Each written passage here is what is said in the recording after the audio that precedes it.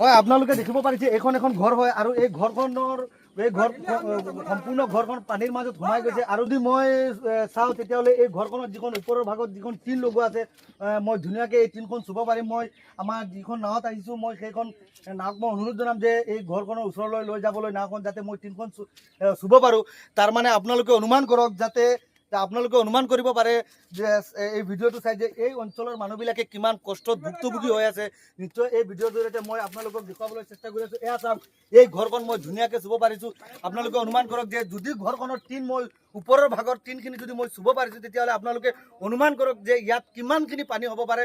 আৰু বহুত চৰকাৰ গ'ল, কোনো এখন চৰকাৰে অসমক বানমুক্ত অসম কৰিবলৈ সক্ষম হোৱা নাই। যদিও এই ভিডিঅ'ৰ জৰিয়তে মই আমাৰ যিখন বৰ্তমানকৈ যিখন চৰকাৰ আছে আমাৰ হিমন্ত বিশ্ব শৰ্মা ডাঙৰীয়াৰ মই তেখেতক আমাৰ NS ব্লকৰ তৰফৰ পৰা মই অনুৰোধ জনাব বিচাৰিছোঁ যে এই অঞ্চলবিলাকক বানমুক্ত অসম কৰিবলৈ একমাত্ৰ আপোনাৰ নিচিনা ব্যক্তিয়ে সম্ভৱ হ'ব পাৰে। আপোনাৰ নিচিনা ব্যক্তিয়ে এই বানমুক্ত অসম কৰিবলৈ সম্ভৱ হ'ব পাৰে। এই অঞ্চলবিলাকত যদি একেৰাহে যদি 4-5 দিন একেৰাহে বৰষুণ দিয়ে তেতিয়াহ'লে ইয়াত প্ৰতি বছৰে বানপানীৰ এটা সৃষ্টি হয় আৰু যি বানপানীৰ সৃষ্টিৰ ফলত এই অঞ্চলৰ মানুহবিলাক বহুত কষ্টত ভুক্তভোগী হয়। এয়া চাওক এইখন এখন তীৰ হয়, এয়া চাওক এইখন এখন সম্পূৰ্ণ ঘৰ হয় আৰু মই এই সম্পূৰ্ণ ঘৰখন পানীৰ মাজত সোমাই গৈছে আৰু মই এই টিনখন ধুনীয়াকৈ চুব পাৰিছোঁ। এয়া নিশ্চয় আপোনালোকে এই ভিডিঅ'ৰ জৰিয়তে দেখিব পাৰিছে।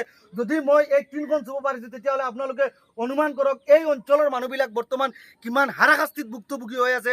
যি কপিলী নদীৰ পৰা যি পানী আহি যি ইয়াত বানপানীৰ এটা সৃষ্টি হৈছে বা যোৱা 4-5 দিন বৰষুণৰ ফলত যি বানপানীৰ সৃষ্টি হৈছে সেই বানপানীৰ সৃষ্টি হোৱাৰ ফলত যি এই অঞ্চলৰ মানুহবিলাক কিমান কষ্টত ভুক্তভোগী হৈ আছে। মই এই ভিডিঅ'ৰ জৰিয়তে আমাৰ যিবিলাক NGO বা যিবিলাক সংস্থা আছে বা তেখেতসকলক মই অনুৰোধ জনাম যে আপোনালোকে এই বানপীড়িত লোকসকলৰ ওচৰত আহক, আহি যদি এই বানপীড়িত লোকসকলক আপোনালোকে কিবা নহয় কিবা এটা ৰিলিফ প্ৰদান কৰক। আৰু মই বাৰম্বাৰ অনুৰোধ কৰিছোঁ যে অসমত বহুত চৰকাৰ আহিল, বহুত চৰকাৰ গ'ল, কোনো এখন চৰকাৰে অসমক বানমুক্ত অসম কৰিবলৈ সক্ষম হোৱা নাই। আৰু আমাৰ এটা আশা বৰ্তমানকৈ যি BJP চৰকাৰ, সেই BJP চৰকাৰৰ যিজন আমাৰ মুখ্যমন্ত্ৰী হিমন্ত বিশ্ব শৰ্মা ডাঙৰীয়া, আমাৰ অসমৰ বহুত মানুহৰ এটা আশা তেওঁৰ ওপৰত যে তেওঁৱে এই কামটো সম্ভৱ কৰি দেখুৱাব পাৰিব যে অসমক বানমুক্ত কৰিব পাৰে বুলি তেওঁ একমাত্ৰ সম্ভৱ কৰি দেখুৱাব পাৰিব বুলি আমাৰ এটা তেওঁৰ ওপৰত আশা।